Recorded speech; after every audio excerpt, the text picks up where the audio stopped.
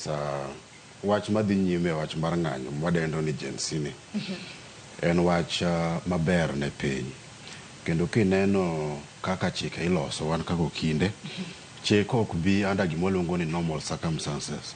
Nitiere gima otimore momiyo onego waloko chik.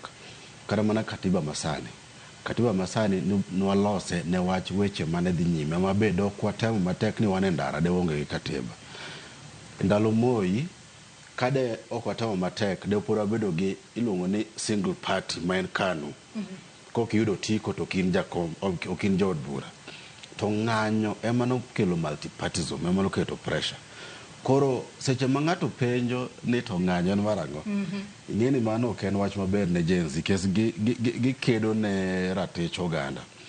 Kendo nyithindo gi seche ma gin e ndara kata ma gin town, jomoko dhi wuotha kata chakre Rongai nyaka town maonge kata mana fare, kendo ang' odogo godhiambo, kendo tiagas longe iwinjo to gi pi masani koro gikedo kwiri moro makwar.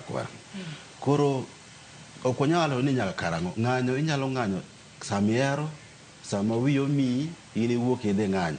Onyalo bedo higa achiel, onyalo bedo odiechieng' achiel, onyalo bedo juma, kata onyalo bedo dwe.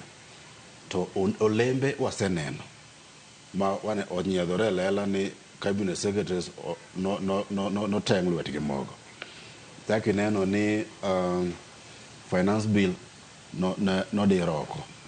Koro maga achiel kuom gik ma waneno. To hie kineno gimoluongo ni a big segment ma jok mang'anyo kaka Gen Z gi bedo affected moloyo ng'ata ng'ata e ochumi ka kes Ruto kodonjo to awacho ni ikalo idhi timo medicine. Kata mana fee mar high school ne chandi maseche moko nen 20,000 kata madhi nyime. To giketo gimoro ni renewed capitation makia ni ng'ama no osomo ne ker paro to noparo nade. Omi calling letter